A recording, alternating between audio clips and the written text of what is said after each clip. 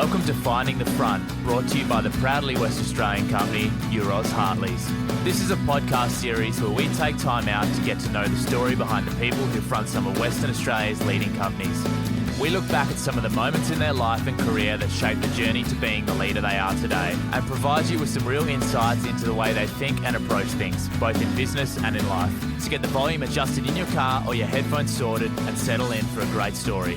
Here is your Finding the Front host, Tim Banfield. Hey everyone, and welcome to what is another really exciting episode of Euroz Hartleys Finding the Front. As our listeners would know, Euroz Hartleys is a proudly Western Australian company that provides a diversified wealth management and financial services offering. Another part of the business that is an important part of the fabric of the organisation is a belief and passion to give back to our Western Australian community, which I would just like to touch on before we introduce our very special guest. The Euroz Hartleys Foundation was formed in 2006, which enabled the business to make distributions to worthy charities and contribute to the broader Western Australian community. The funds of the foundation continue to contribute and make a difference to Western Australian charities. During the past 16 years, our foundation has donated over $3 million to a broad range of charities in Western Australia. If you would like to learn more about the Euroz Hartleys Foundation and the broad range of charities we have supported, please don't hesitate to visit our website at www.eurozhartleys.com. This episode is an absolute ripper. We are very lucky to have an awesome opportunity to spend some time in conversation with someone who has built what is an amazing corporate career as a professional non-executive director over many years, across a wide range of directorships across different entities, industries and geographies.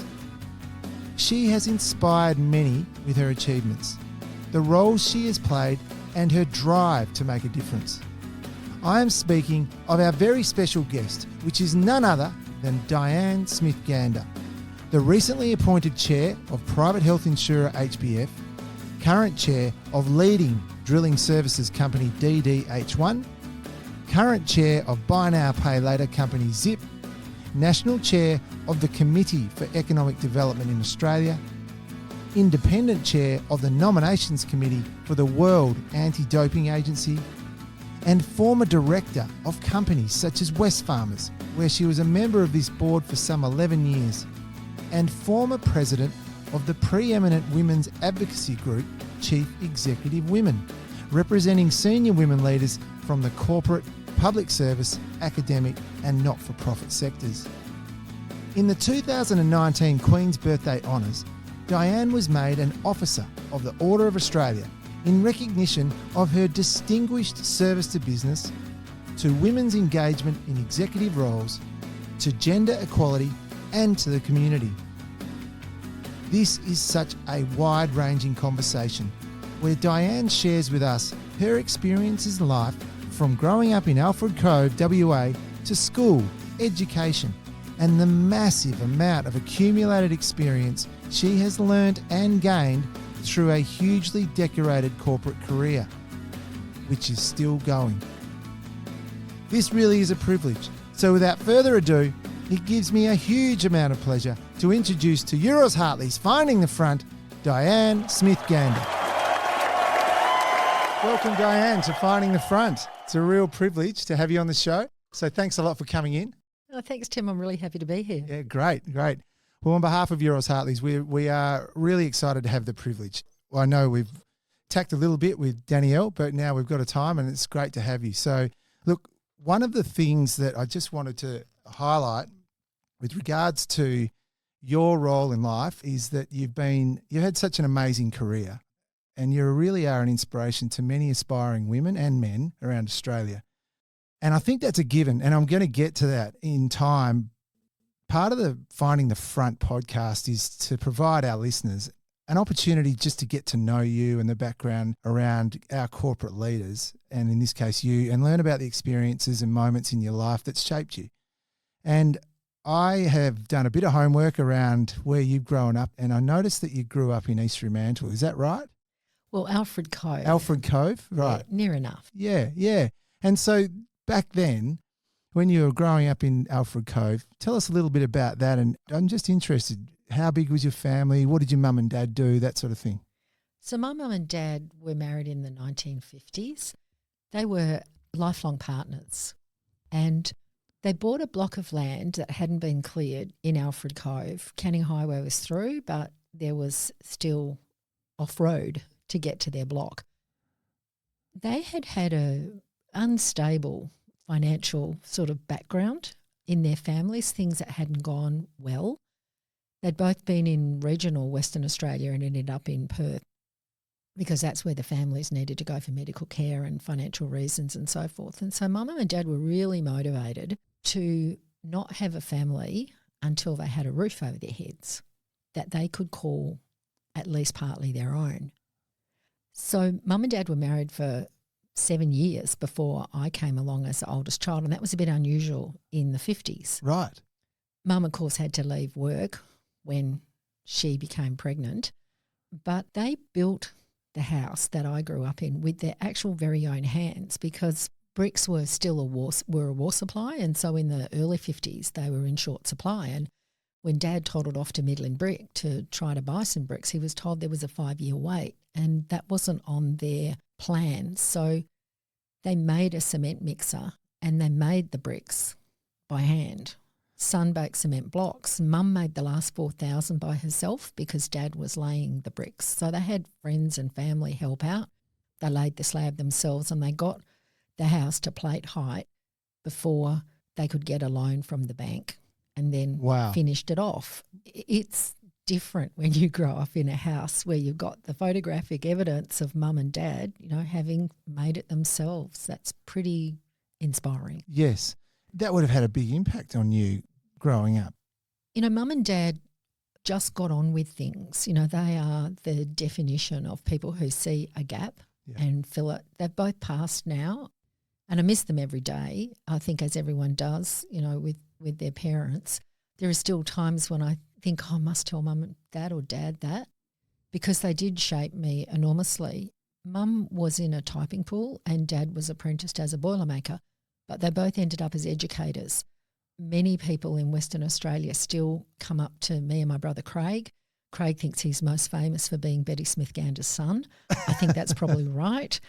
Mum was a deputy principal at Santa Maria for decades. She worked there for 26 years, not bad for someone that's left school at 15 and started in the typing pool at what's now RSM Bird Cameron. It was CP Birds in those days. And they just always were looking forward, trying to improve themselves, and both ending up as educators. Was your dad a professional sprinter? He was. And that's an interesting story too. And it tells a lot about, how my father shaped me. So Dad could run even time, 110 yards in 11 seconds or better. And he started competing as a professional sprinter because Surf Lifesaving Australia rubbed him out from amateur competition because he earned a bit of money running the boundary at the Waffle. Dad then went on to umpire in the Waffle for 40 years. It was really tough, because Dad earned more money running the boundary than he did as an apprentice. And, he's trying to build a house and get a family going. Yeah. And he was a really gifted athlete. And so it was a great shame for him. But he did move on to professional sprinting and he had a bit of success and he won some money at that, and that all contributed to the family coffers. But 40 years he umpired in the Waffle, and he went from the boundary to the centre in the days when there was only one umpire in the centre. Yes. And then he finished up in goals. Dad felt the injustice of that, being rubbed out of amateur competition at surf, particularly deeply. He was a beach sprint champion in Swanee, Netherlands, and I think he would have gone a very long way. He would have potentially, translated that into Commonwealth Games appearances, this sort of thing. And one of the biggest driving factors for my father was when something was unfair, if it was unjust, and he really gave that to me, and it's one of my biggest drivers, and it's why I have ended up much later in life as such an advocate for gender equity and for other people that are discriminated against, it comes from my dad's reaction to his experience as a young man. Thanks for sharing that, Diane.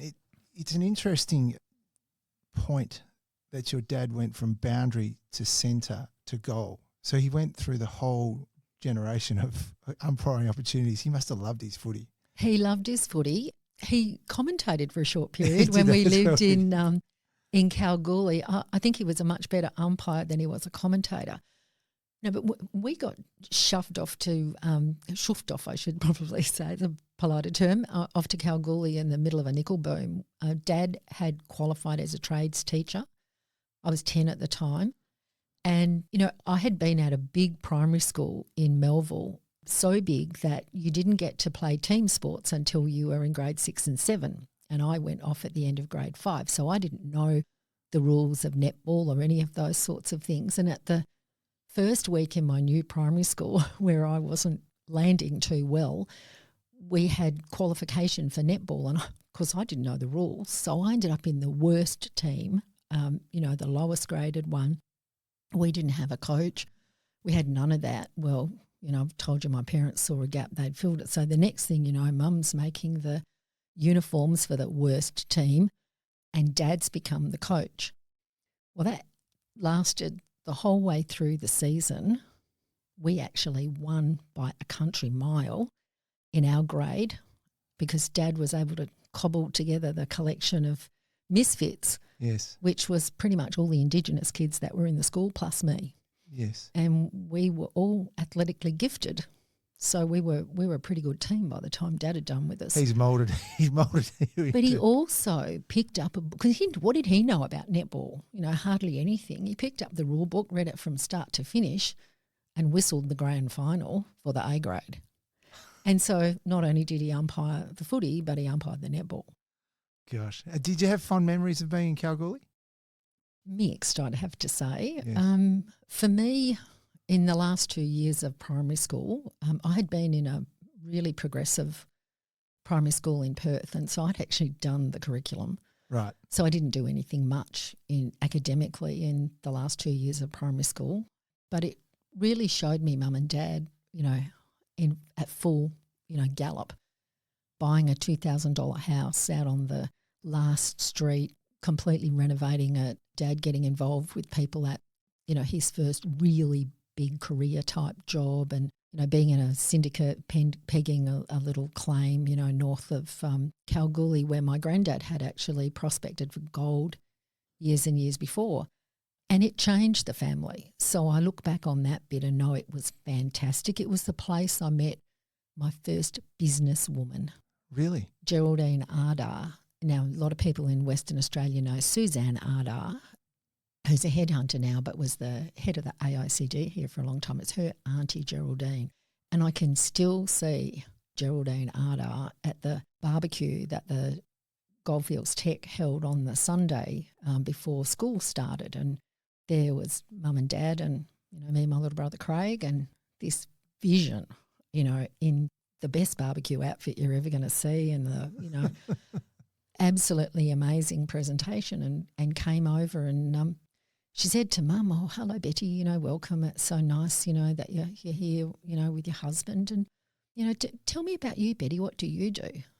And Mum said what she always said, "Oh, I'm home with the kids, but I worked for a long time." And she talked about being at the typing pool at Bird Cameron and how she'd progressed there and run the typing pool. And Geraldine said, "Oh, you ran the typing pool. So did you teach the girls to type and improve their typing skills?" And Mum sort of talked about how bad the typing skills were out of the schools when the girls came and how she had to sort them out and got them all moving and this, that and the other. Upshot, next day, Mum was employed at Goldfields Tech teaching typing. No so way. Thank you, Geraldine. She set Mum on her path to being an educator because it was during the nickel boom. They couldn't get teachers. No. It was the same as it is now. Workforce was your big issue. Yes. So Kalgoorlie changed the fortunes of the Smith-Gander family very much for the better. So I look back on it from that point of view with a great deal of fondness. Oh, fantastic. So you ended up moving back, though, to Alfred Cove and attended Melville senior high school. I did. Yeah. Because Mum was teaching at Santa Maria and there's no way I was going there. Right. So school as a general rule, isolating that little bit where you'd already sort of caught up with what you did in Kalgoorlie, but school as a general rule you enjoyed? No, it was really difficult for me. Really? Yeah, it really was. I'm academically gifted, so, Right. It was relatively easy for me, but Okay. I didn't fit in particularly well. Never sort of really found my niche Yeah. at school. Wasn't a popular kid. Probably a bit too opinionated, a bit too sure of some things, a bit too quick to grumble about injustice, the thing I talked about getting from my father. Yes. Yeah, so school was not easy for me at all. Academically you did well? Yeah, I did fine. Yes. I'm born late in November, Right. and, in those days, so I finished high school just 17. Went to university, still under the legal drinking age. Needed a gap year, didn't get it.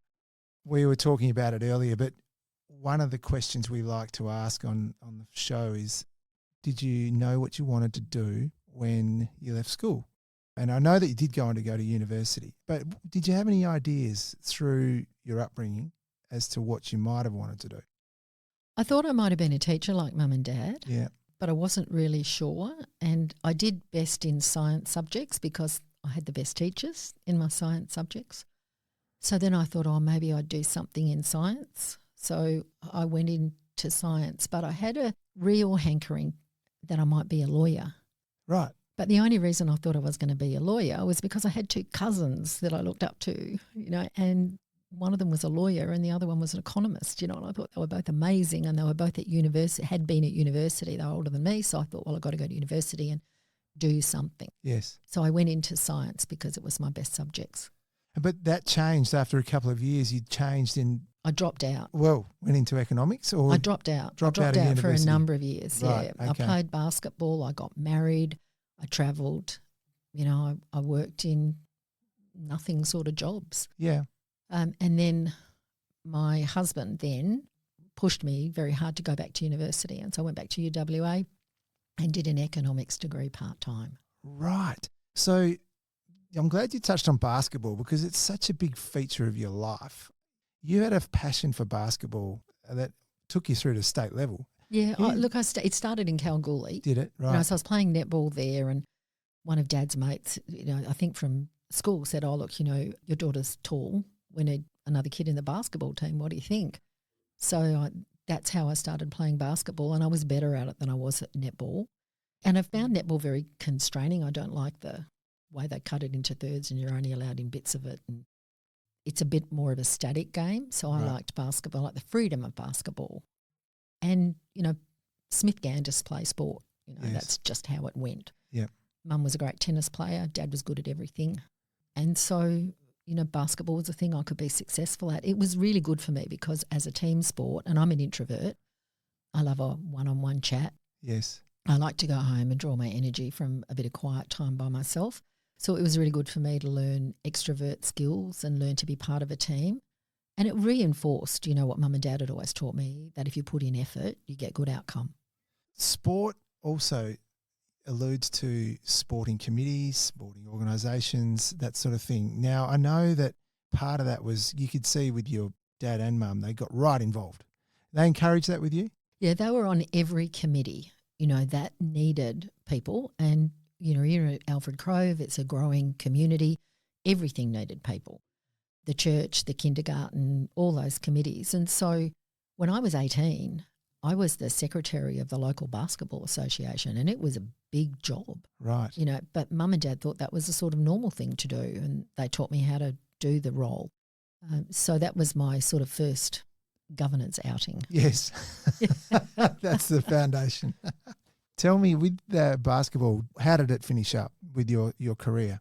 You went on to play for WA? Yeah, I played for WA, but I was not always a certainty. Right. And that taught me a lot as well. 2 years in a row, I was reserve. And then another year, I got injured 2 days before we were travelling. So it was, not the wonderful experience. And when I was reserve, my dad in particular was very firm on me that you behave as if you're going.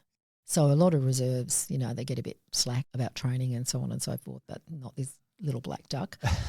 But it is character forming, when you have to participate but you're not going to get there. So that was a good experience for me, learning, to take the rejection of not making the team, but having to face into it by being with the people that had made the team for months and months at daily training sessions. Character building stuff. Very character building. In your future life from there, clearly team though did become quite important because you're part of a number of teams. When you look at boards, you look at the organisations you're involved in. Did you take a lot out of that when you talk about sport, basketball particularly, the inclusion? And you said it did provide you a way of externalising and getting involved with other people. It wasn't really until I was working at Westpac with teams where the task was big and hard and really important to the organisation, where the stakes were really high, that I really learnt what teams were all about and what my role was as both a member of a team and the leader of a team, and, particularly the latter. So I was at Westpac at a time when the organisation was completely transforming. The work was coming out of the branches into central sites. Westpac was late to that movement, and so we had to get on with it. We were doing a lot of technology change at the same time. And if we got it wrong, it really meant a lot to the organisation, a lot to the people that worked in the organisation, and a lot to the customers. You've got 8 million customers, 72,000 staff, 40,000 of them in the retail bank. Huge. And you're the ones that determine whether the day's going to be a good one or a bad one. That really focuses your mind. And I learnt from a guy called John Morshell, who had run Lend-Lease and became the chairman of the ANZ Bank, about how to really think about my team and to get the most out of my team by delegating more and empowering more. And because things are often clear to me, I can see the landscape pretty quickly. I come up with an idea. I think it's a great one.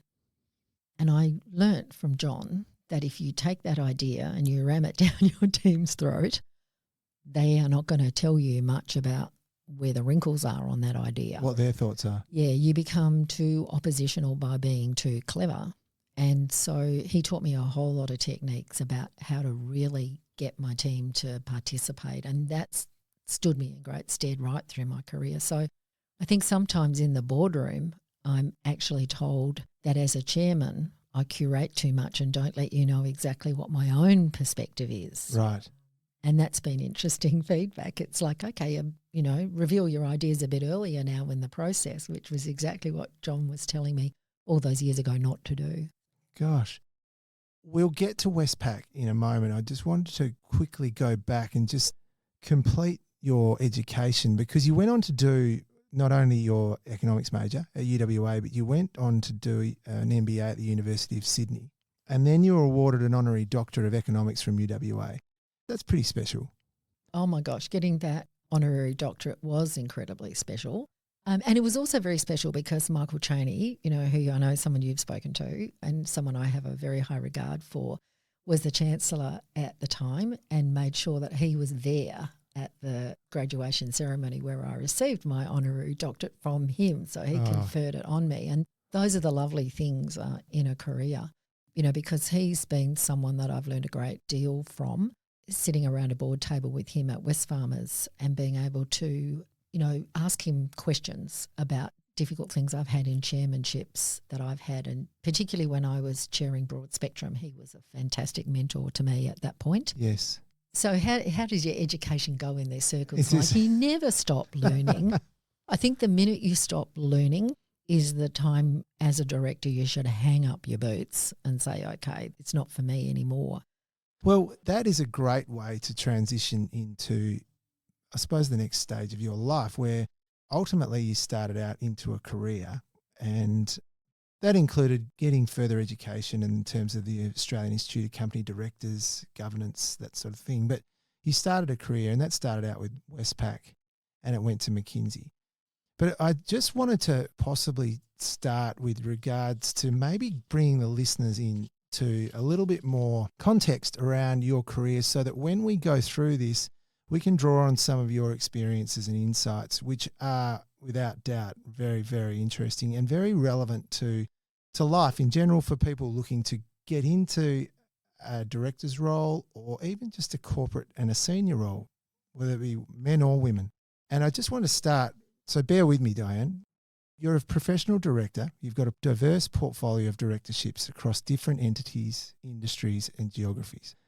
You're an advocate for gender equity, and you're a past council member and president of some 13 and a half years, so quite a significant period of time of Chief Executive Women. For those listening who aren't familiar with Chief Executive Women, Australia's pre-eminent women's advocacy group representing senior women leaders from corporate, public service, academic and not-for-profit sectors. I'll come back to that because there's a lot to do there. Corporately, you're now chair of buy now, pay later company Zip, which is headquartered in Sydney. You're chair of drilling services company DDH1, headquartered in Perth. Chair of private health insurer HBF Health, which is Perth. National Chair of CEDA, CEDA, which is the Committee for Economic Development in Australia, head office is in Melbourne. A non-executive director of AGL Energy, based in Sydney. Then we'll go to education. You're chair of UWA Business School Advisory Board. Further, so you've been active in sports administration, is a past chairman of Basketball Australia, which is the sports peak body. But the key here at the moment is you were also on the Australian Sports Drug Agency Committee, but now you currently chair the inaugural nominations committee. Yeah, with the World Anti-Doping Agency. For the World Agency. Anti-Doping Agency. Now, there is a lot to talk about there.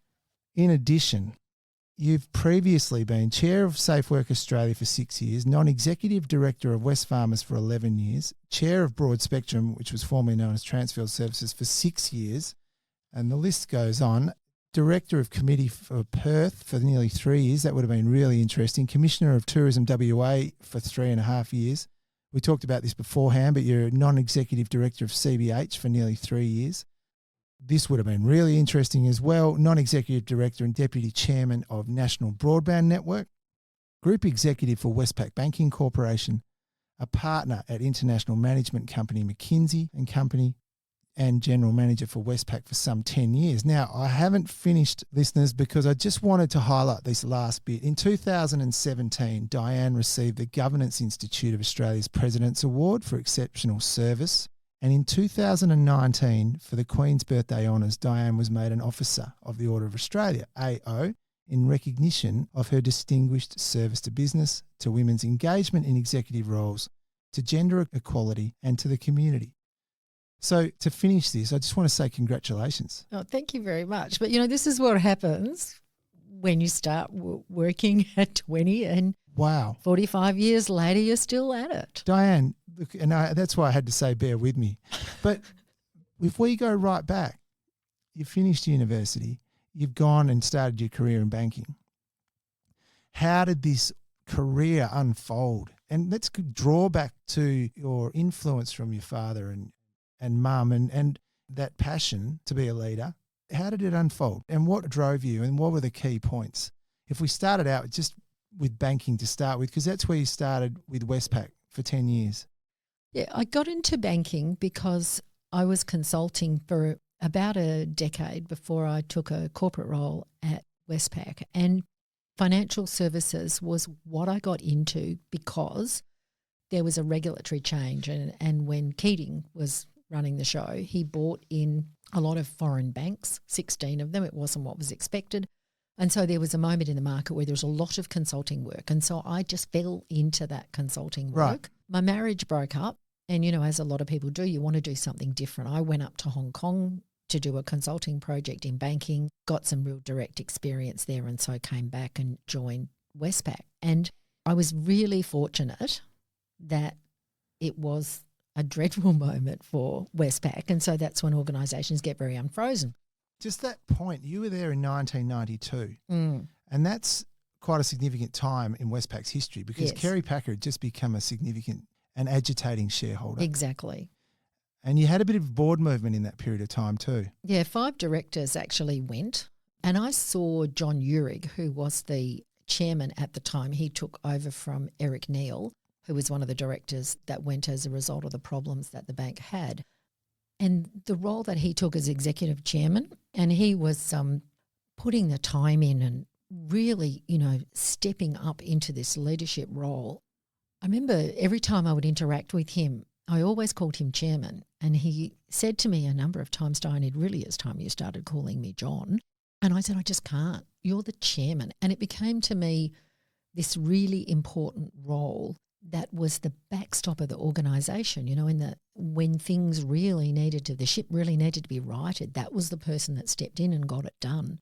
And so I don't mind being called chairman in the things that I do, because for me it is a role.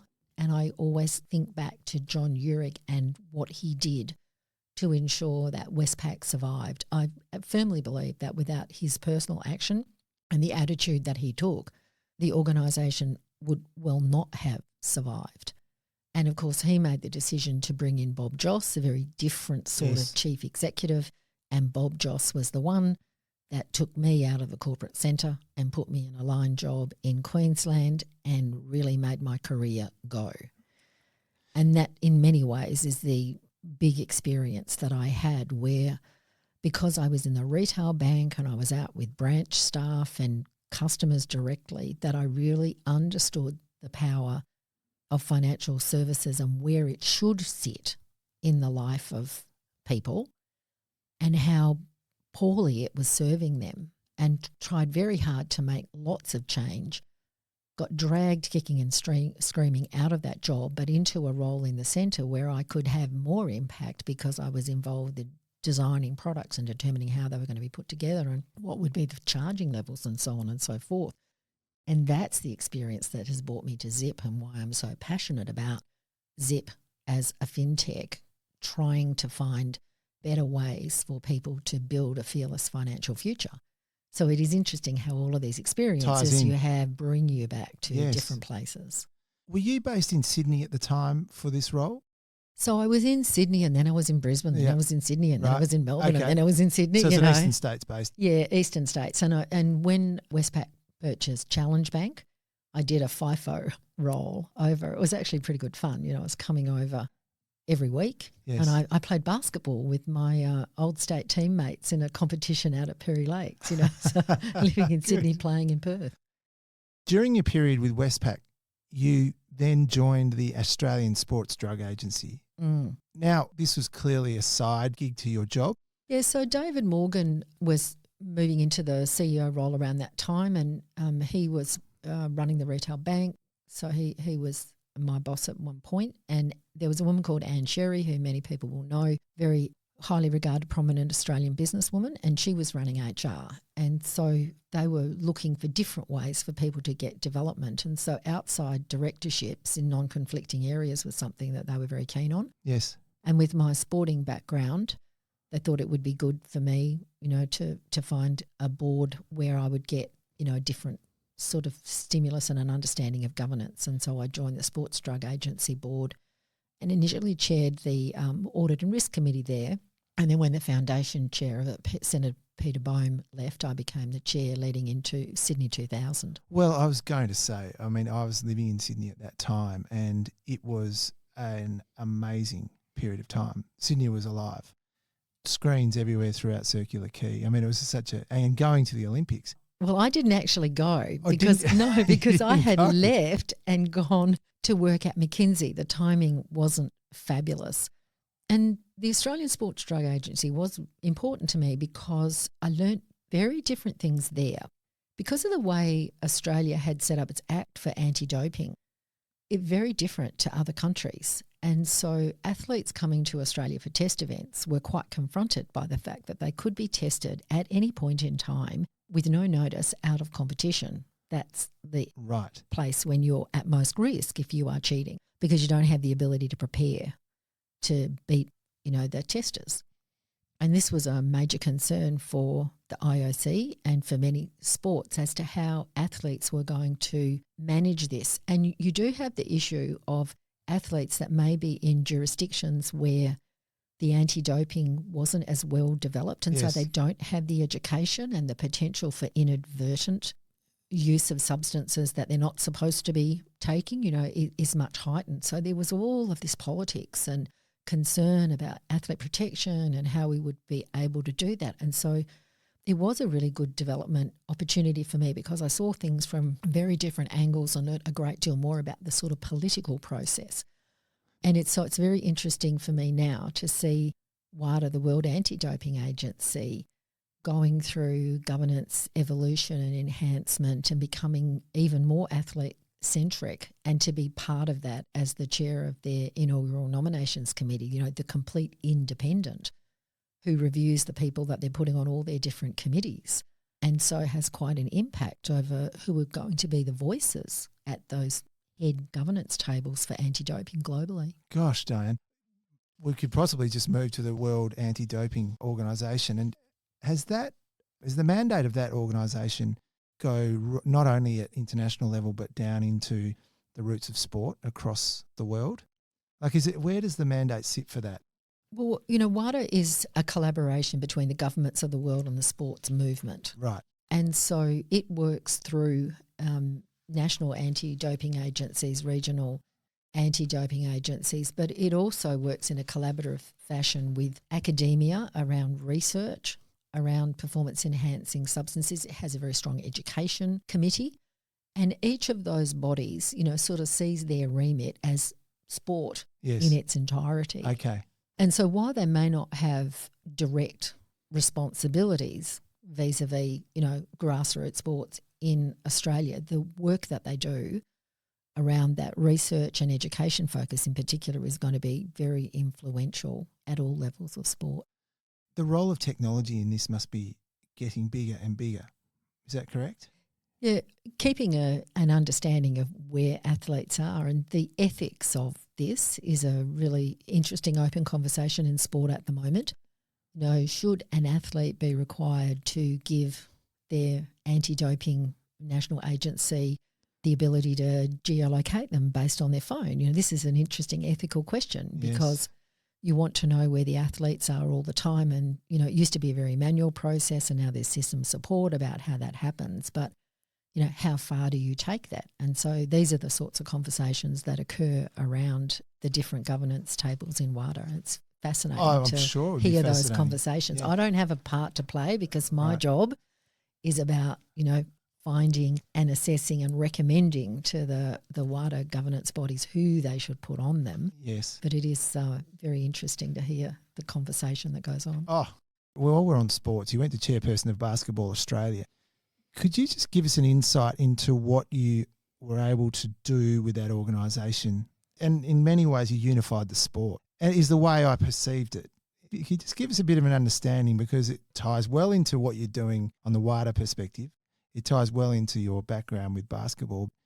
It was an interesting time for me because the sport was under pressure to unify. And, of course, today it is not unified because the National Basketball League, the men's leagues, have separated out from Basketball Australia and operate as a separate entity, which is a very good model, I think, for the sport.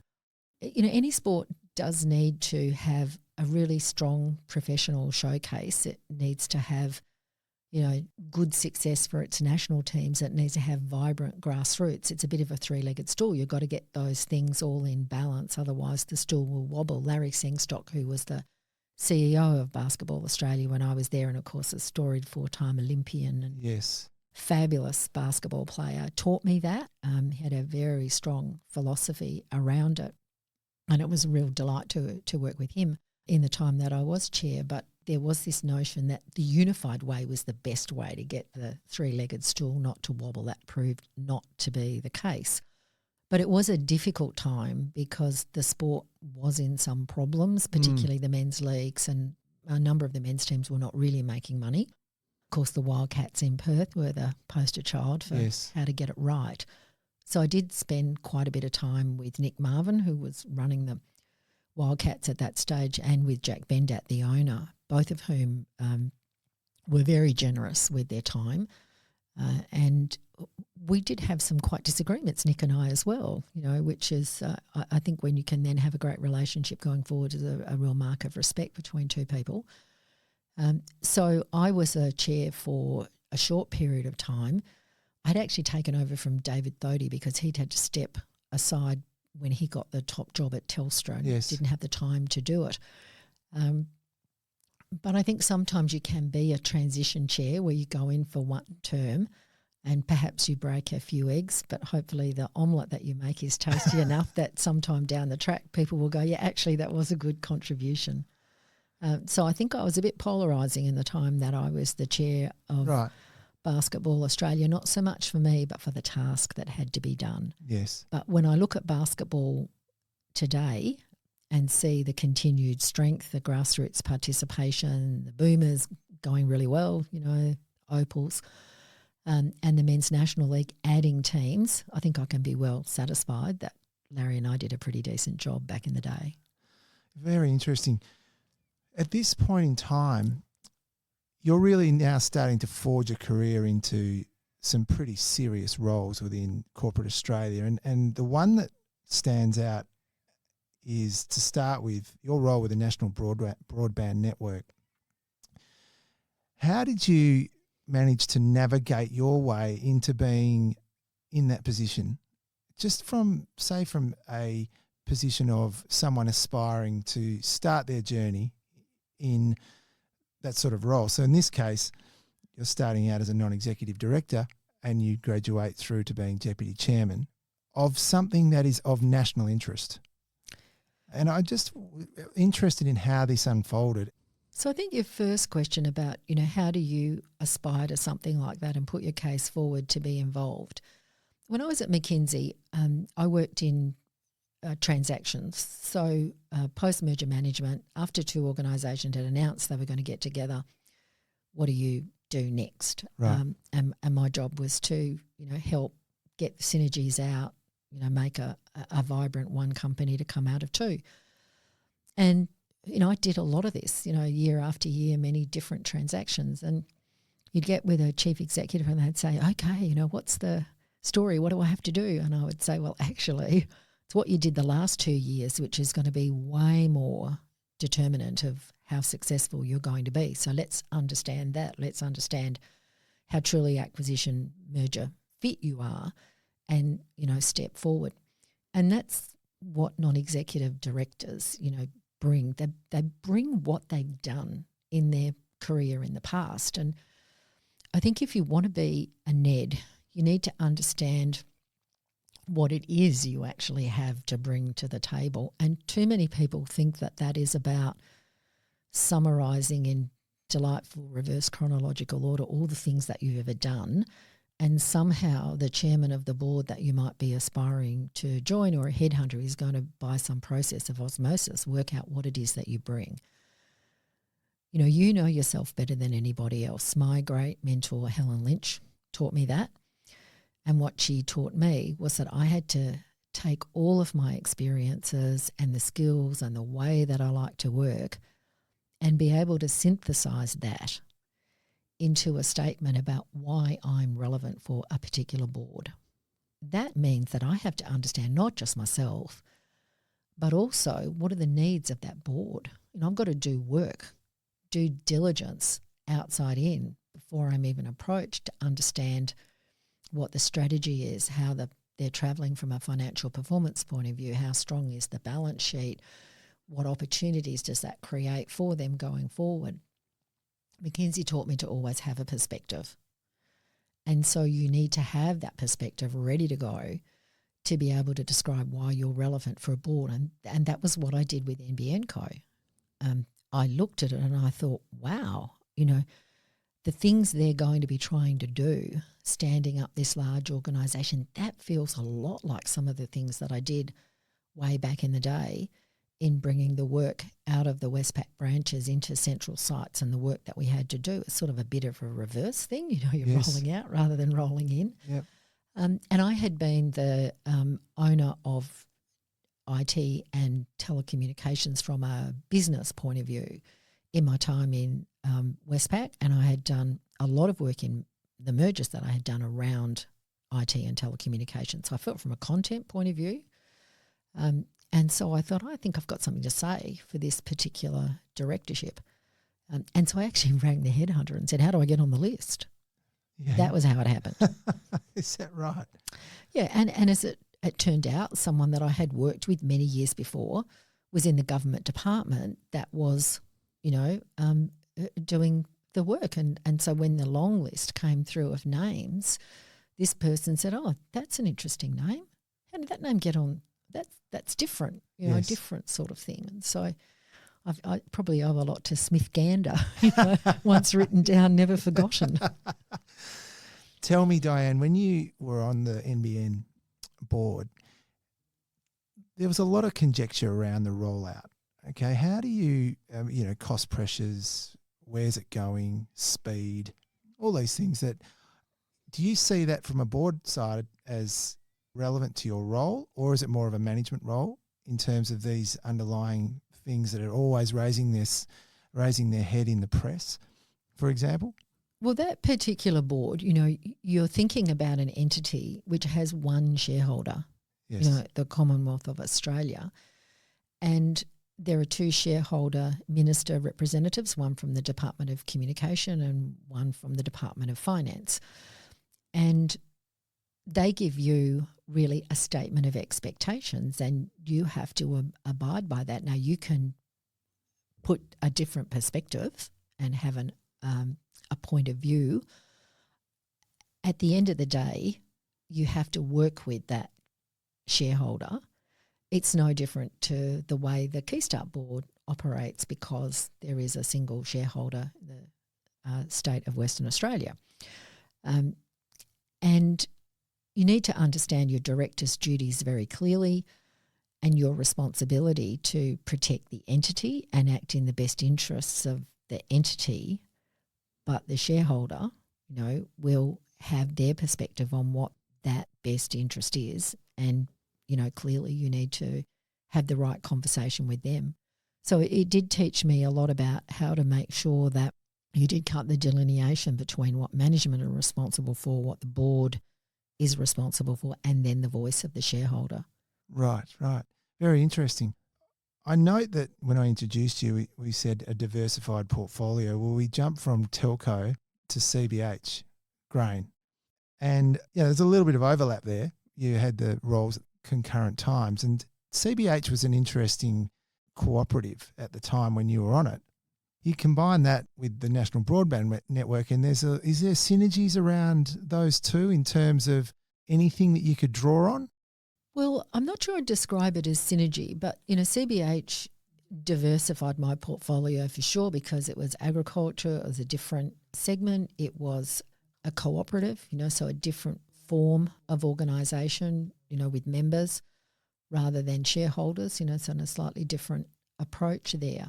But I'm a West Australian, first and foremost. Yes. And so, it was very attractive to me to have a directorship that was so important to the West Australian economy. But it's the West Australian thing for me. And how does that develop? Well, that develops for all of us because of our geographic isolation. Yes. And, that great big barrier of the Nullarbor Plain, and how, we have our resources industries and a very different sort of economy, and the feeling, that in some ways we're sort of on our own and there isn't as much connection, to the East Coast. I think you just somehow soak that up in Western Australia. Yes. It's just a fact of living here and being here, and I always knew I was coming back to Western Australia, and so many people, that I speak to that have left Western Australia for business careers or other reasons, and they all have, of course I'm going back. I'm going to get back home one day. It is an interesting dynamic. Oh, absolutely. They've had an absolutely good time of it at CBH in the last year. Yes. Record crops. Yeah, they've had record crops. I think they've had a couple of really interesting leadership changes, putting Jimmy Wilson in from resources. He ran BHP Iron Ore, brought a very different focus, really strong logistics and operations. And obviously, Ben McNamara now came out of that operations stream, but someone who was an investment banker, Yes. started his days as an accountant. So I think CBH is well placed to continue to be a real West Australian champion. Yes. It's a great point you make about the geographic isolation that we have in Western Australia, and you're probably as good of authority as anyone to talk about tourism, being on the Tourism WA Commission and the Committee for Perth, which flows in from your roles at CBH. How did you, sitting around the committee with tourism, what are the sorts of things that you could throw in the air to get people to come over to Perth and make it attractive for them, make them stay, that sort of thing? Spend money. Perth's isolation is very interesting. Yes. Because while we have been, the tyranny of distance for a very long time, the weight of the world's growth and consumption increases and so forth is moving very much closer to us because of Asia. And I was at a CEDA event actually just yesterday having a chat, hearing John Langland, who was a CEDA board member with me actually, who was the one that suggested that I might join the CEDA National Board. He's the Agent General in London now for the state of Western Australia. And we're having a very interesting conversation about where our trading partners and our tourists and this external outreach should come from, because we look at China very, very close, but very different values. John was pointing this out very clearly, and I thought that is such an insightful point of view.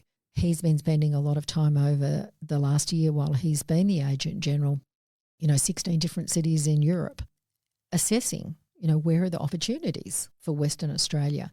Who are the people that might come visit? And that values alignment to the UK, to countries like Germany. Very interesting. You think about how do you balance that values versus the economics of the different distances. So I think that's a conversation that we do have to have with ourselves. We are going to be able to diversify our economy and attract tourists if we make Western Australia, we make Perth a direct entry point. So when I was on the Tourism Commission, it was very clear to us that the direct flights, Perth, London, Perth, Rome, yes, Perth into the UAE, absolutely critical. And so I think the focus that government has here on increasing the number of direct flights we have is absolutely spot on, because that's the impediment. You get to Sydney and it's still a very, very long way over here to WA. So those direct connections are what we have to build, and there's nothing more visible than a direct flight. Your point around getting here, is that the biggest hurdle? Because we all know it's such a beautiful state.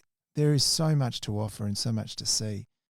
Is the role of the Commission in this particular instance to become very good friends with all the airlines and be able to get that direct flight? Like, for example, the direct flight to Rome has been a fantastic initiative.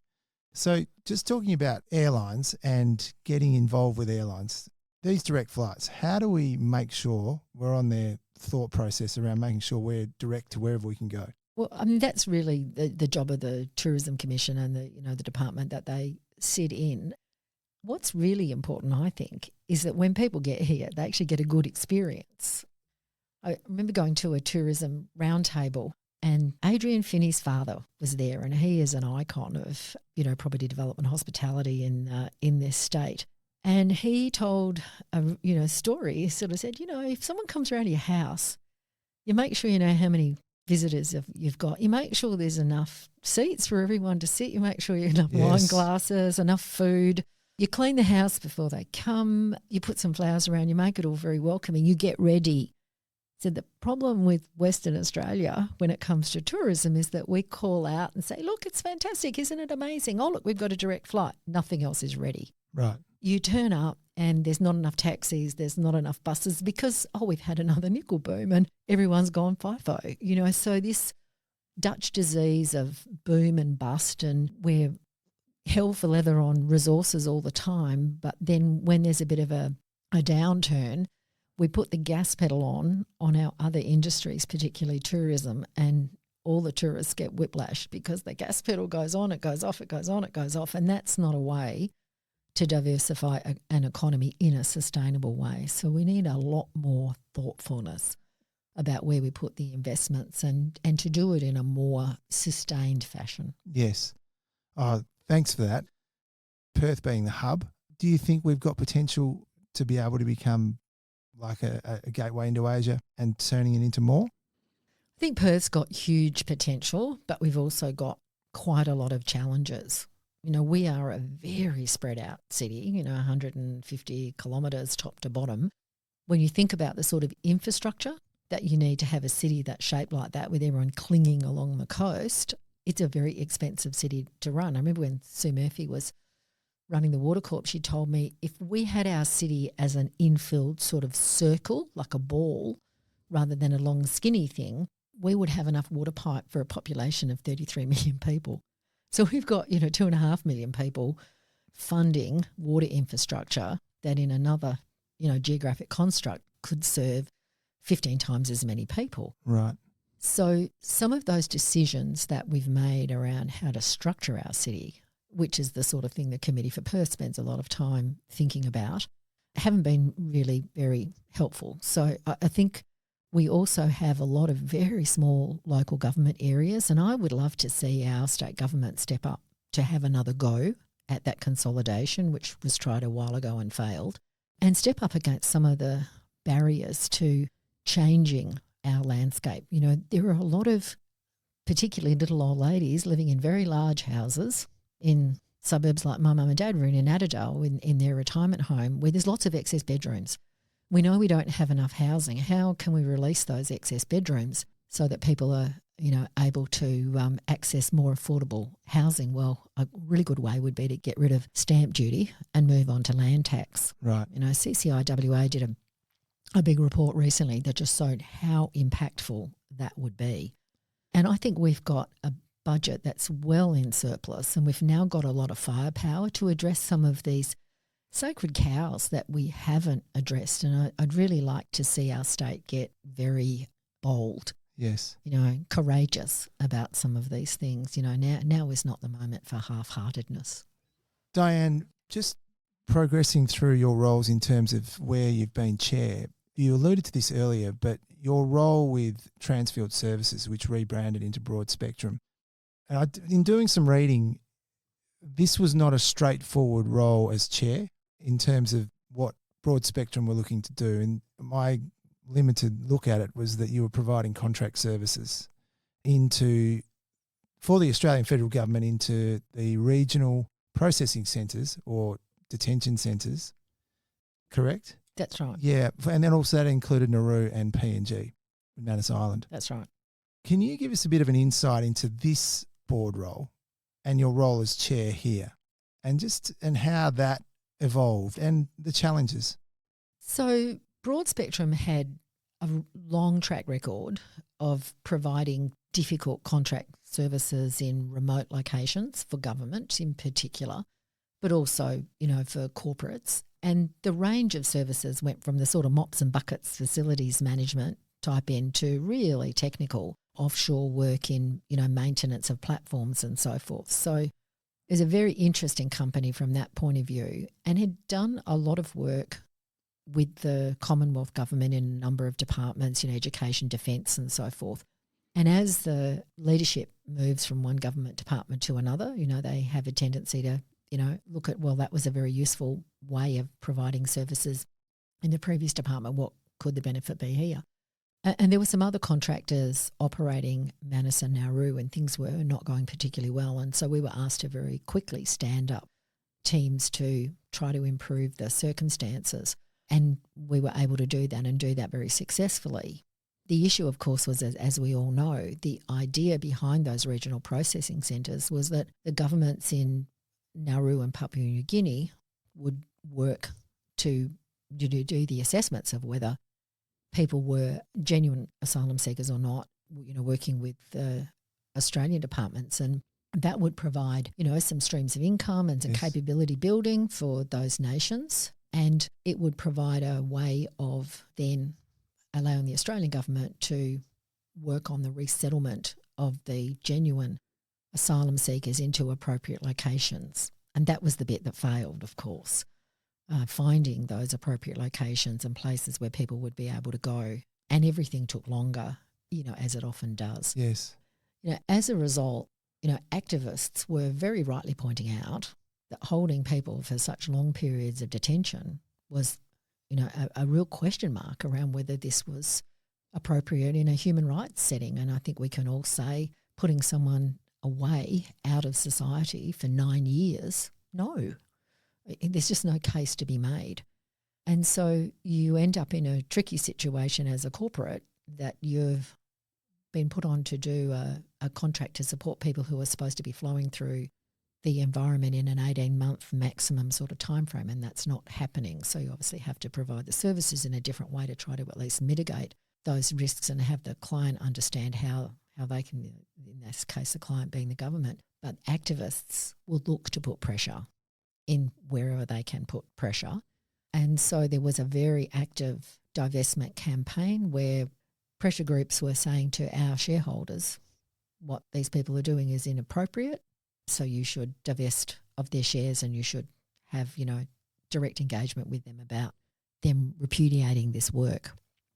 And so, for us, we had 2,500 people flying in and out of those sites with a workforce that we were localising, but also, quite a few thousand people relying on the services that we were providing.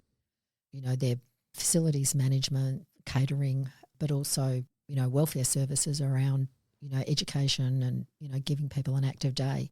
So you're trying to balance all of these things, and the board needed to think very carefully about, what were the right settings there. And we also spent a lot of time in ensuring that the way that we were providing the services were going to be appropriate. So it taught me a great deal about risk management and how to actually validate and verify to a legal standard that you are doing the right thing, the thing that you said you're going to do, and giving the people the skills and the capabilities that they need to be able to meet the standards that you're setting for them. So all the conversations we have these days about respect at work and Me Too and so forth, that all of that resonates with me, and I think I'm well ahead of understanding that because we had to get around that back in 2015-16 with these issues on Manus and Nauru.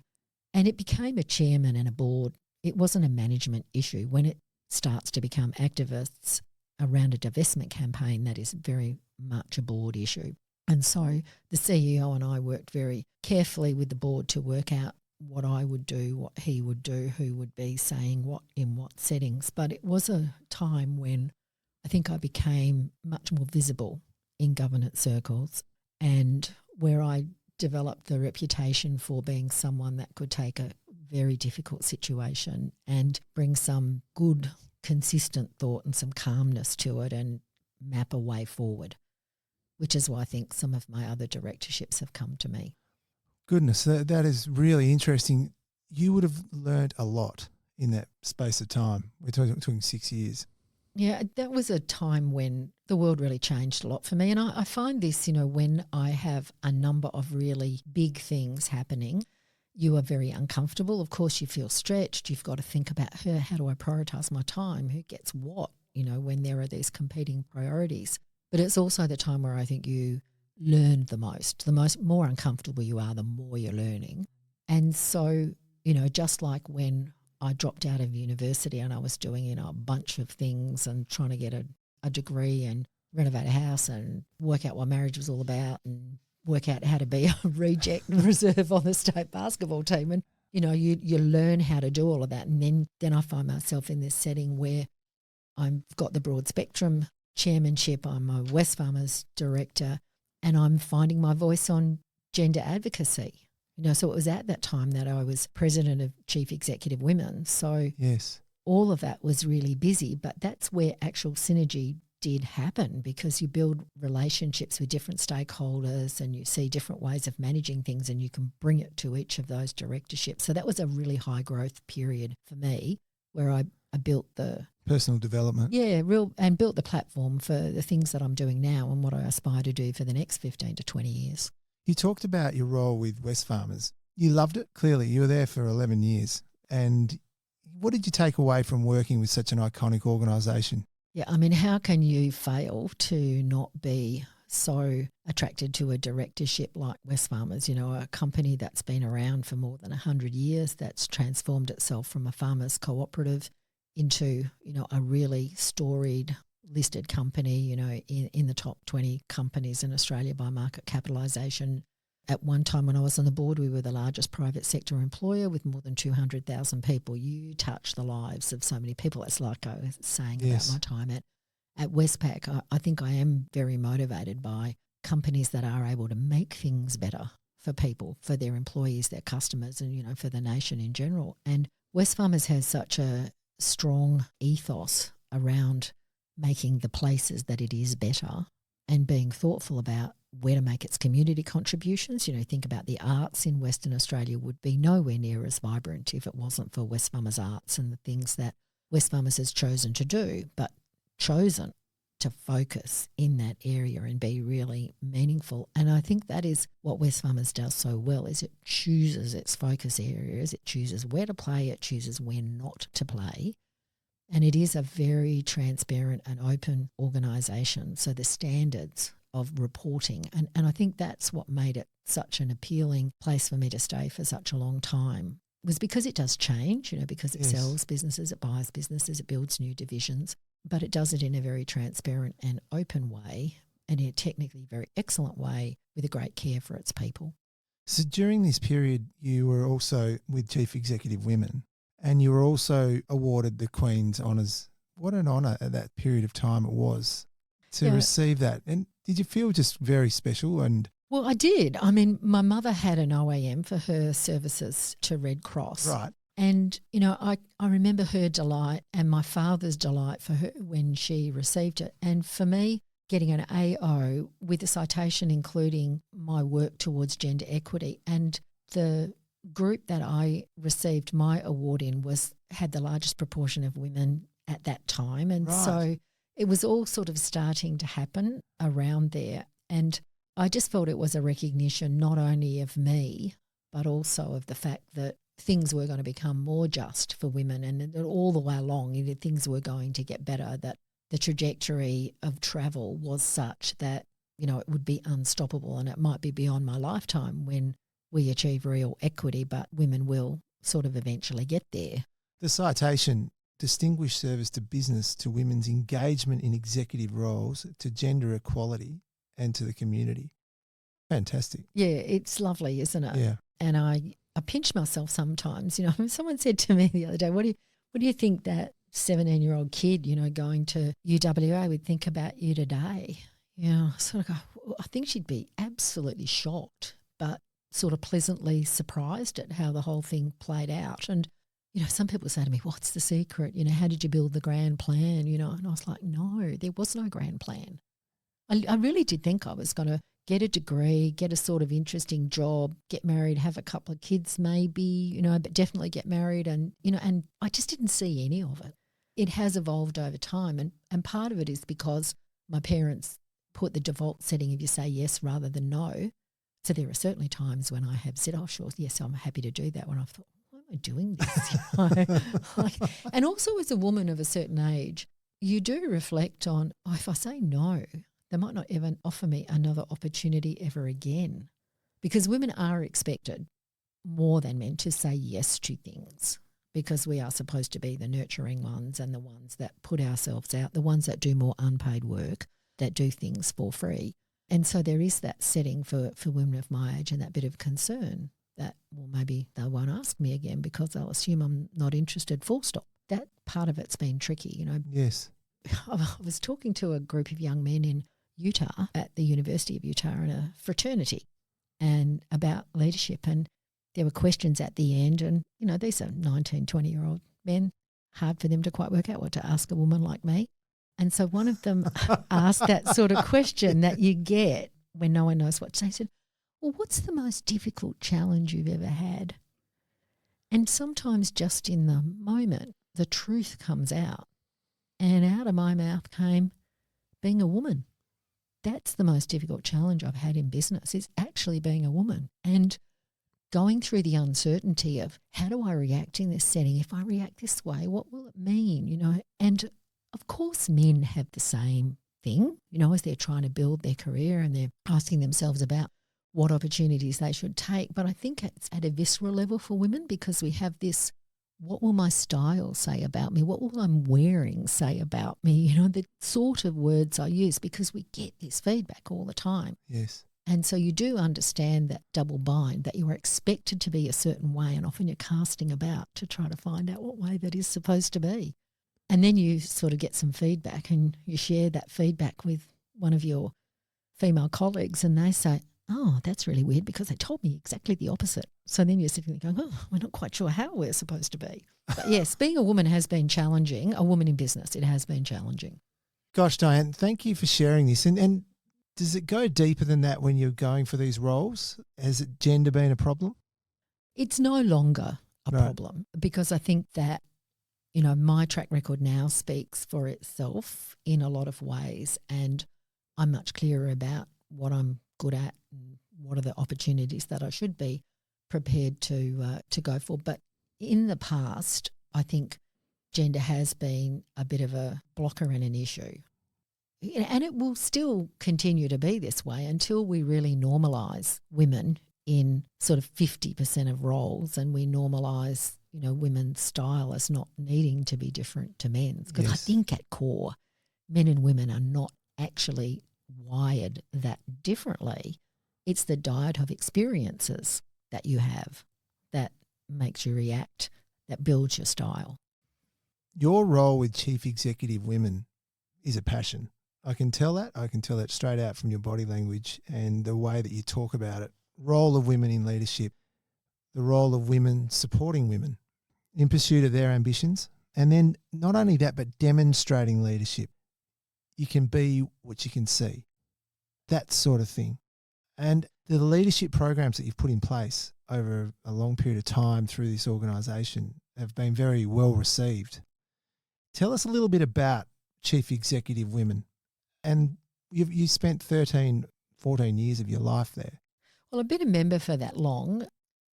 Chief Executive Women was started over 30 years ago by Barbara Cale. She was an entrepreneur because she couldn't get a role in corporate Australia commensurate with her skills and experiences as she saw it. She started a business magazine for women. She interviewed the 17 women she could find who she thought were really senior female business leaders in Australia, including my mentor Helen Lynch in that group, Carla Zampatti, Imelda Roche, who started Nutrimeritics with her husband Bill. Vale Bill just recently passed. And she got them together for lunch to thank them for being in her magazine, and they decided to form Chief Executive Women. Is that right? That's how it started? That's how it started. And the first thing that they did was they decided to put their hands in their own pockets and start a scholarship fund. And the first person who got a scholarship was Helen Conway, who went offshore somewhere to study something that her company probably should have sent her to. And she became the first head of the Workplace Gender Equity Agency. Now there are 800 members. My period of the presidency, 15 to 17, was about getting an equal dialogue with men, getting an equal share of voice, because at that stage Liz Broderick, a very good CEW member, had started the Male Champions of Change as part of her role as the Sex Discrimination Commissioner. And men were having a lot to say about gender equity, and I thought women should have at least as much to say, if not perhaps a little bit more, because we had the most to gain. And as 51% of the population, we should have 51% of the powerful positions, and Yes. etc. And so that's what my presidency was about. But the thing is, it's 2022 now. That's 2015. We're talking 7 years. And people talk about me as if I had spent my entire life on the barricades. Well, I didn't. I was about making my career as successful as it could be. And sure, I was a role model. I knew that. Yes. Because there weren't very many senior women around in many of the places that I was. But I was not out and loud and proud all the time, because I knew that if I did that, I wasn't going to get the outcome I was looking for. If I was the one that was always saying it wasn't fair, or we needed more women here, or this, that, or the other, or don't talk that way, it just went underground. Right. And you didn't get, to where you needed to be. And it was really only after I had been on the Wesfarmers board for a number of years and had a number of these roles that I felt I could stand up as the president of Chief Executive Women and say it very loud. So Yes. I'd been doing lots of more community service things and, involved with pro bono activity and so forth. And I think that was the underlying theme of my Australian honour. But I did actually get a lot done in that period between, when I started at CW in around 2015. I was on the board before, but then, between then and, 2019 when I received my honour. So it is interesting how you can look back and think at the actual reality Yes. of how much time you've spent on this topic, but how people see it. But it did clearly shape you in terms of where it's directed you going forward. With that honour, would you say, combined with your role with that group? The honour did make me think about you know, the importance And the impact that you've had. and the importance of that role modelling, you know, and I had never been one to put my hand up for awards. No. But I'm in the WA Women's Hall of Fame, which I think is lovely. I don't know who nominated me for that. And I have a West Australian of the Year Business Award, you know, at one point. And so I've got a lot more comfortable with having those things and talking about them and encouraging women to nominate other women. And so I always have one Order of Australia nomination on the go. Right. Because I think as an award winner, you should try to nominate people. And I do tend to nominate women, although I did nominate a man recently because I think very deserving and can't understand why he hasn't already got an honour. But I think you need to participate in these things. Yes, yes. Just moving forward, and we're sort of bringing us into current day, but you've just recently taken on the chair role for HBF. That's right. Yeah, that's exciting. Yes, the Cocker is fabulous. And, you know, like I said, I'm a very strong West Australian, so I'm very pleased to be involved with HBF. But, you know, health is such an important area, and haven't we seen that through the pandemic? Yes. But, you know, I just believe that our health system, while it is one of the best in the world, you know, our health outcomes are fabulous. Now, we do have a lot of problems with our Indigenous population. The gap there is just completely unacceptable and really absolutely needs to be dealt with. But it's pretty clear to me that unless we have some major reform and major change, we are not going to be able to continue with the fabulous health outcomes that we have had, and the cost of healthcare is going to be such that not everybody will be able to afford it. And having spent 8 years living in the United States, I know what that looks like. Yes. And I like the way it looks over here way better than the way it looks over there. So, you know, I think sometimes I sort of feel, I have so many different issues and so many things I'm passionate about. But at the end of the day, I think it is all driven by this, let everyone have a fair opportunity. You know, I believe in equal opportunity. I don't think that always leads to equal outcome. But there are some areas where we have to be more focused on equity of outcome, and health is one of those, because from a purely pragmatic point of view, if you just put the social justice thing to one side, if you think about the economics, a healthy population is way cheaper to run than an unhealthy population. Yes. And so we need to really start focusing on how we can make the change. Our federation doesn't help us. I think net federation is a positive benefit for Australia. But when it comes to health, the delineation between the funding and who is responsible for what decisions, I don't think is right and needs a complete overhaul. And certainly, you know, some of the ways that we think about private hospitals versus public hospitals and, you know, the cost of care. And then also, you know, we have legacy hospitals. They like to have their beds filled, and that may not be necessarily the right way to treat, you know, particularly some of our more rapidly growing issues like mental health. I'm not sure that inpatient overnight stay hospital is the right place and setting for improvement in mental health outcomes. So, you know, it's different issues that I focus on, but I think they all have this underlying thread. It's an interesting point you make around the cost, because the cost is going to translate into the premium. Correct. Right? And the premium is becoming more and more difficult for the everyday Western Australian to pay. Well, I think affordability across so many things needs to be a really key consideration for us. And, you know, the premium that a private health insurance member pays, they need to think about what that looks like in terms of the payout ratio that they receive over the life of their insurance policy. And so helping people to understand that equation, you know, making people more financially literate on all sorts of levels, I think is very important to us as a society, very important for women in particular, you know, who are the ones who do end up with, you know, higher rates of end-of-life type poverty. We know that women over 55 are the largest growing segment of homelessness, for example. So there's clearly something going wrong when superannuation outcomes are so different, you know, men to women and so forth. And I think that conversation about private health insurance and how does that work and how do I think about my long-term cost of health as an individual, you know, we don't equip our kids at school well enough to start thinking about that. We don't have good communication and education about it. So, another big topic, It hey? does. We could talk for a long time. We on could that. indeed. Yeah. I just wanted to also, when we talk about current day, your role as chair of DDH1, the diversity of this portfolio just keeps intriguing me. We've gone now from health to drilling services in Western Australia, and I know it sort of stems back to your role. And what you do is you are a professional, non-executive director that sits on boards and in many cases chair them because you're very good at what you do. Your role with DDH1, when you look in this and you've got an aggregation of drilling businesses together that are forward-looking when you look at the mining sector, they're out there drilling the ground. Yeah, look, DDH1, what a great story. Really good West Australian company that's a national champion and will be an international champion, with the acquisition of SWIC, the underground mining outfit, brings us contracts in Europe and in North America.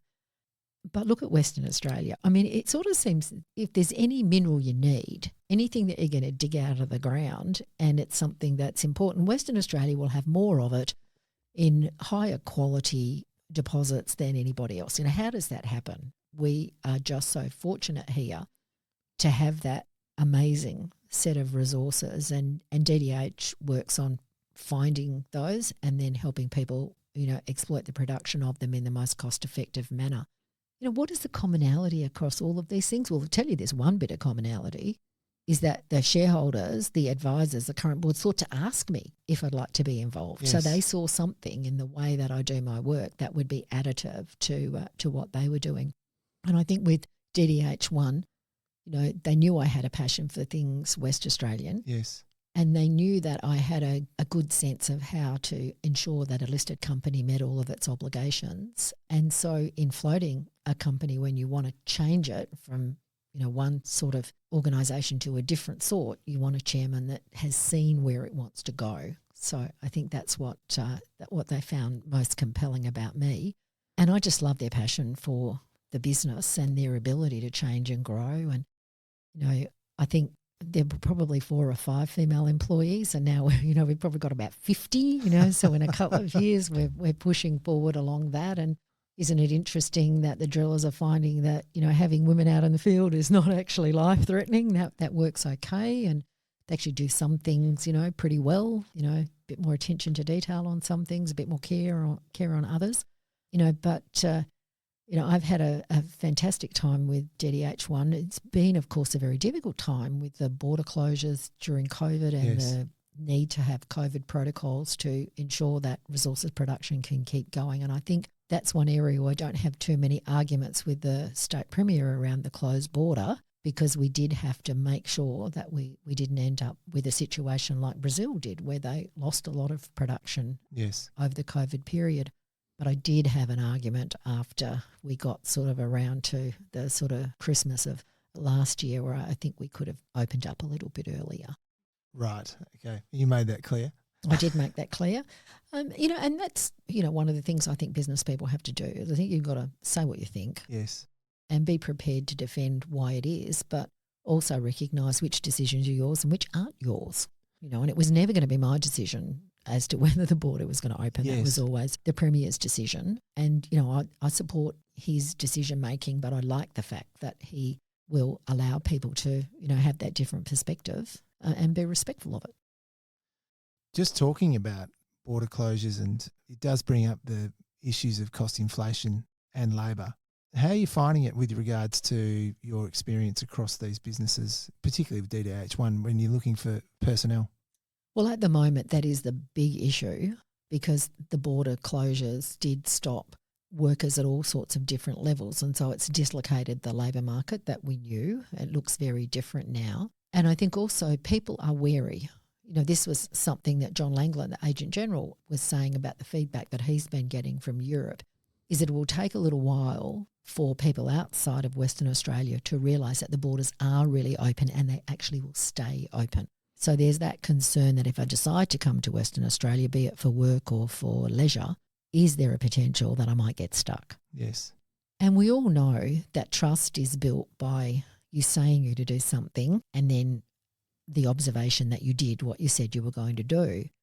But that typically people need 6 experiences of that. Yeah. 6 points make a trend, and it's going to take some time for this to happen for us. So I think it will take a while for our university sector to recover.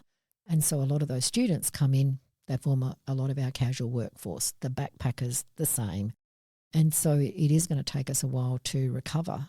So we just absolutely need to get a lot of the friction out of our immigration process. We need to work some ways to break the backlog, particularly of the skilled workers that want to come here. Yes. In the health sector, in resources, teaching, these sorts of things. I think we are very conservative in terms of our acceptance of overseas qualifications, and we could become a bit more expansive, and that would be helpful.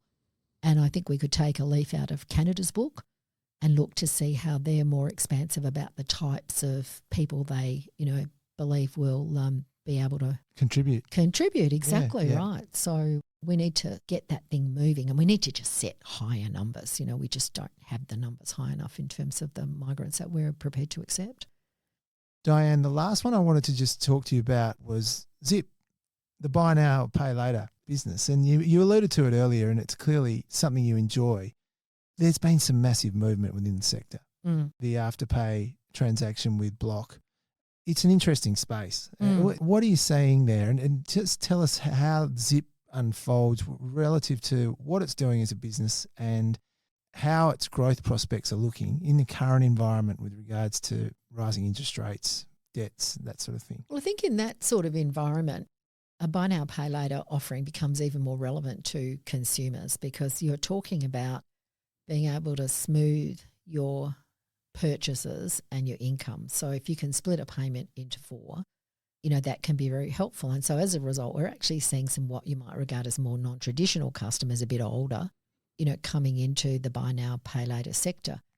I think younger people were attracted to offerings like Zip and Afterpay because they're very appified and they're very much a marketplace and a community. Yes. And that interaction and the way the younger consumer likes to make the choices of the companies that they're going to engage with. They're not going to engage with major banks. They're just seen as irrelevant, and credit cards are seen as actually a very nasty offering. And so the more control that buy now, pay later gives, and the break that it gives on spending, because the limits that you can spend to are quite modest. Right. And you have to demonstrate that you will pay your 4 payments or whatever your payment cycle is that you determine, and you're all in control of that. So it's very relevant for people that want that different arrangement. But as interest rates go up, the way that a buy now, pay later needs to respond to that is to ensure that people, are continuing to make the payments that they've agreed to make, and that we're providing them with the support to understand what that looks like and nudge them into the right behaviour, and that, we're not allowing people to, take on more repayments than they can effectively make. But I think it's still very relevant. And, Zip is still putting on new customers, at the rate of, more than 35,000 a week. So it's very relevant. Wow. Yeah. So the growth is still going to be there. And the percentage of online commerce that's going through buy now, pay later is still single-digit percentages. And so there's a real growth opportunity there. And for merchants, it brings them into an ecosystem of people that they otherwise wouldn't have the opportunity to interact with. So it is valuable for the merchants. But Zip is also very much of a mind that it shouldn't just be the merchant that pays for the system. Yes. Because all that will happen at the end of the day is the prices will go up. By the cost of the merchant. Yeah, exactly, law of commerce. And so, having a customer code contribution and a recognition by the end consumer that there is value in there is very important in the way that Zip does its business. So that's why the growth in Zip will be more modest than an Afterpay type offering. But I think it's more sustainable over the longer haul. And that's the task in Zip, is now that the market is saying, well, okay, growth is one thing, but we really would like profitable growth only, please, and we'd like you to demonstrate the pathway to profitability. Well, we already have a profitable business in Australia, so we have no problem with that demonstration. our US business, which, has the opportunity to be quantums larger than our Australian business, given the size of that market, is the one that, we need to demonstrate, what the pathway to profitability is and how we will get there. So that's our task for the next couple of years. And that's a hard message, in an environment where people have been used to, Yes. last quarter to this quarter, 175%, et cetera, all looking on the top line growth. And now it's like, yeah, but actually, how much revenue did you make and how much of that actually fell to your bottom line? So, an old person with grey hair like me is pretty valuable in this type of world. I'm used to that. When you're chair of an organisation and you're doing everything within your power, everything within your control from a board level, and the shareholders' price is going down, how do you react with that instinctively? You're doing what you need to do. Everything's in tune, but we can't get the market to react to the stock price. I'm just interested. It's a really difficult thing to face into, and you do have to have the conversation as a board and management team together about, well, if we believe we are undervalued, what's our response to that? We know there's a broad range of responses, that start with capital management, if that can fit into your envelope, and, that's what's, DDH1 has got a share buyback on foot at the moment. At other times, you might focus on a strategic review. What is it that we see in this company that others don't see, or what are the actual gaps? Is there something about the strategy that is not delivering us that success with investors? So how do we pivot the strategy in an appropriate way? And announcing a strategic review and bringing some advisors on to look at things. Yes. That also signals to other players out there that there are, opportunities to have conversations about, whatever form of transaction might be there, or perhaps it's a joint venture, or, you might get offered some assets that people haven't thought to offer you before. So, those are the sorts of things that a board has to do. But, you can't be reactive to the share price. You've got to run the company with management in a way that, is going to address the risks that are in front of you, take most advantage of your market opportunities, but always keep an expansive and open mind about what the opportunities are for where the company might need to go. And I think some of the volatility that we've seen of recent times just shows the importance of being very thoughtful and considered and, taking your time over these things, because we have seen quite a lot of whipsawing in a lot of markets. Sure have. Your role with the Committee for Economic Development of Australia, I just want to briefly touch on that because I'm mindful of time, but it is a passion and fair for all economically. Yeah, CEDA is very interested in equitable opportunity for Australians, and making sure that everyone has an equal opportunity to participate in the economy. So, I think now is a fabulous time for a non-partisan independent think tank to be putting up some ideas about some of the big ticket items that are going to impact our economy in the longer term. As we're very interested in technology, we're very interested in AI and the ethics of how you operate that effectively. We're very interested in why Australia seems to struggle to have the most dynamic and productive economy that it can have. Very interested in the care sector and why we don't have enough workers there and why they're not paid enough. And yes. So illuminating these issues, I think, is absolutely a very valid role. And you can see that it's understood by the, sectors, not just corporate Australia, but across not-for-profits and government and so forth, because we have a vibrant membership in CEDA, and it's, the largest membership organisation of its sort in Australia. And members are highly engaged. They really like the conversation and contribute to the research that we're doing. And so, of course, as a non-executive director, how fabulous to be on an economically oriented think tank where you get to sit around the table with some of the best economic thinkers in the nation, with people who have been in very senior public policy positions, and to have a team of economists that are generating, absolutely fabulous research. It's different to academic research. It's very pragmatically focused. The idea is for it to be very actionable by public policymakers. And so we're trying to help our members to be able to have all of the tools and the skills they need to have the advocacy for the public policy settings they want. So we will talk about menus of public policy settings that would improve things for Australia's economic outcomes. But really at the end of the day, it's about our hundreds of members being able to understand that public policy landscape and do their own advocacy. Gosh, you would have so many takeaways from the conversations you have at this level, which they're amazing. And then you take it out into your current roles in terms of... Exactly. Well, I mean, what an opportunity. Mm. I've got a couple of questions around, not necessarily related, but what do you think about Bitcoin? I don't think about Bitcoin a lot. What chance is that? Well, the thing is that, I think crypto, all of these areas are not something that Zip is going to forge into. Yeah.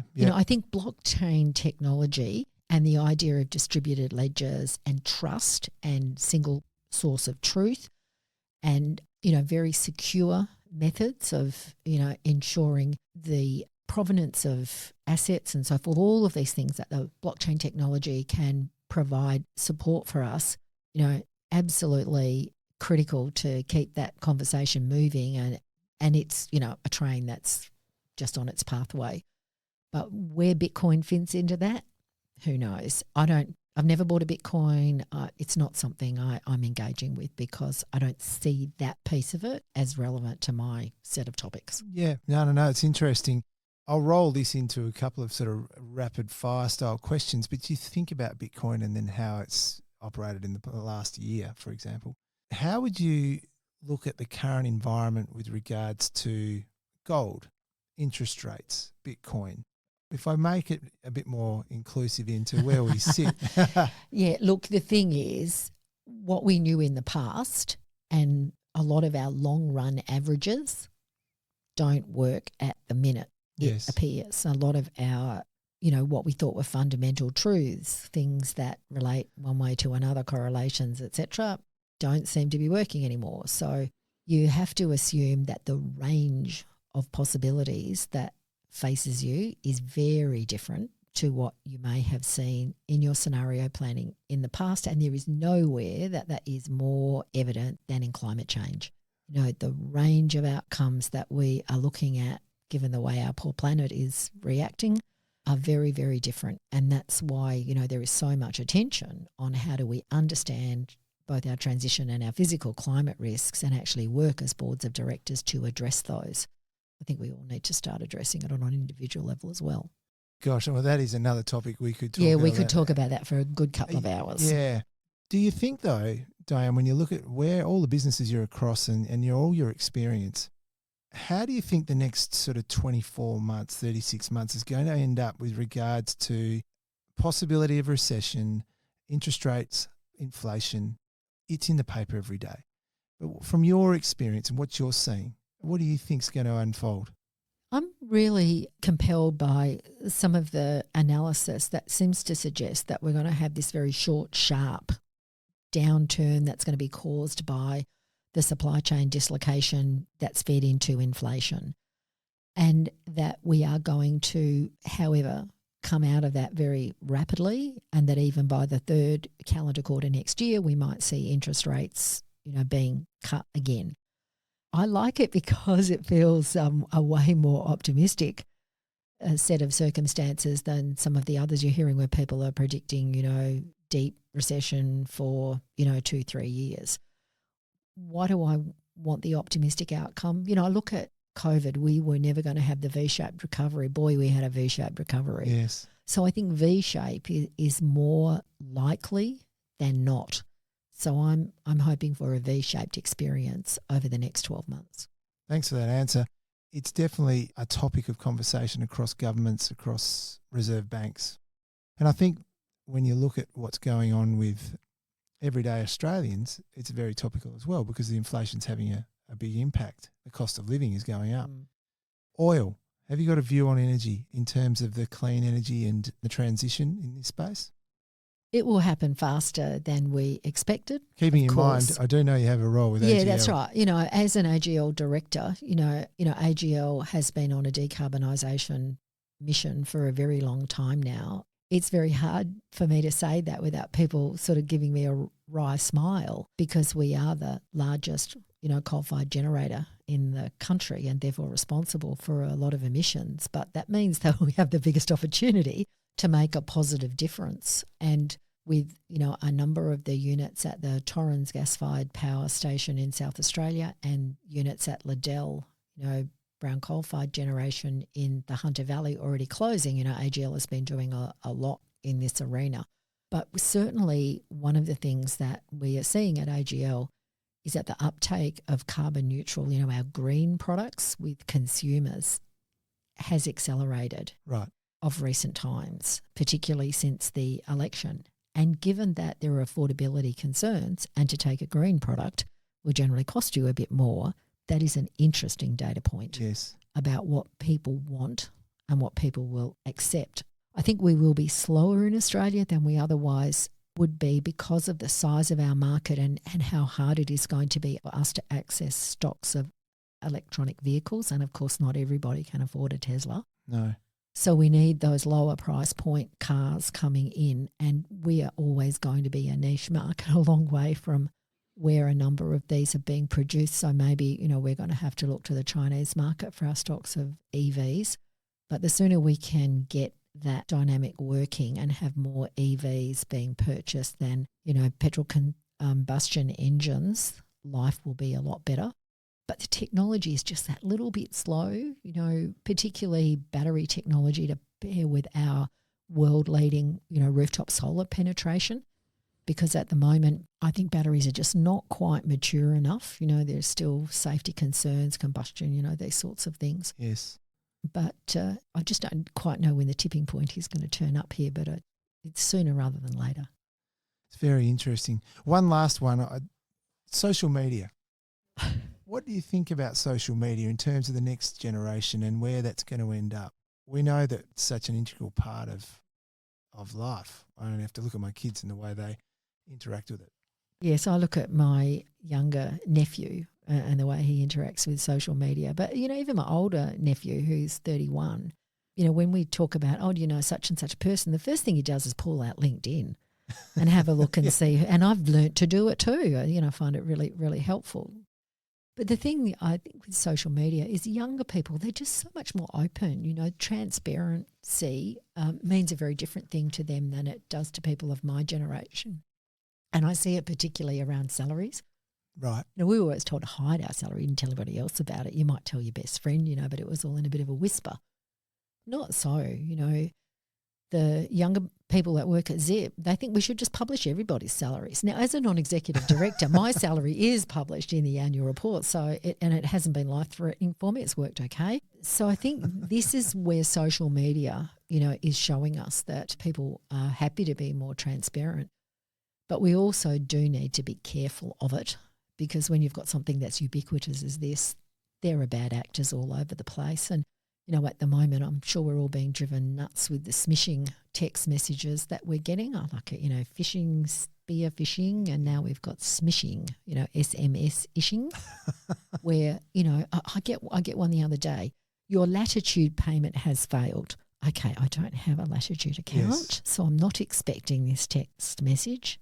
Delete. Yeah. But not everybody does that, and a classic phishing one I got the other day. Your HBF tax refund is available. Click here to find out how much it is. Now, that was an HBF internal phishing training exercise, and luckily the chairman didn't get sucked in. But the horrible thing was, I knew immediately it was a phishing training email. I knew that, but I still wanted to click. I actually wanted to see what my number was, but I was like, phishing. Delete. Yeah, so social media is a fascinating thing, but it's with us to stay. We need to learn to use it in ways that we want to and protect ourselves from it when we need to. Yes. It's a very interesting time in that respect. I want to finish up in terms of, I know you're still passionate about sports. What sports do you love? You are a passionate skier, I know that much. Yeah, I like my downhill skiing, although climate change is making that difficult because you never know when the snow is going to turn up. I'm very fond of the Utah Jazz NBA men's basketball team. Right.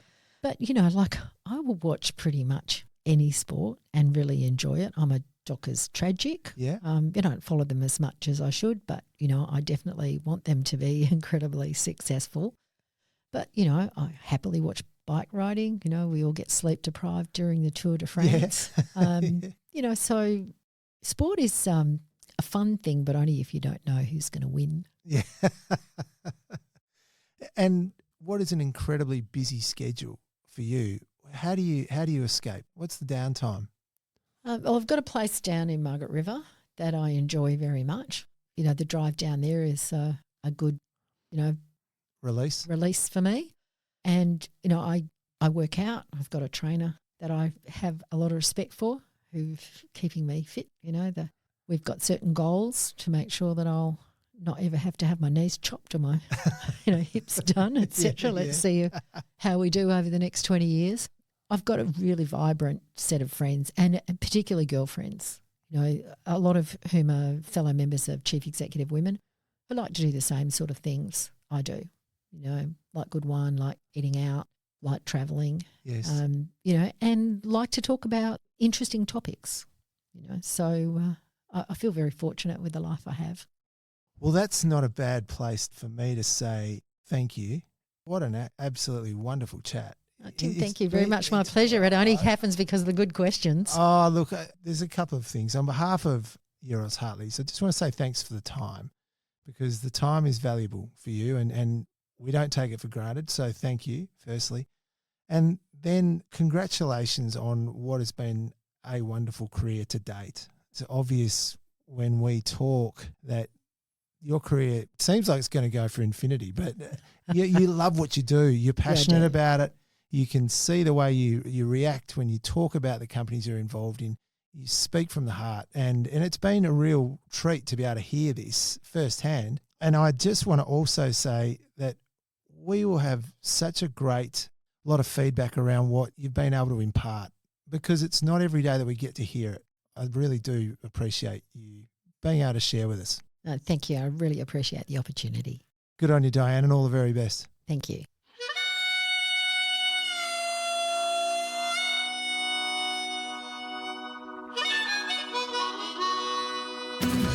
Thanks for listening to this episode of Finding the Front, brought to you by the proudly West Australian wealth management and diversified financial services company, Euros Hartleys. If you like what you heard, please don't hesitate to tell your friends and subscribe to the podcast through your podcast host of choice. If you have any questions or would like to contact us, please email our fabulous producer Bridget on communications@euroshartleys.com or visit our website at www.euroshartleys.com. This podcast has been general information only. Euros Hartleys holds Australian Financial Services Licence 230052.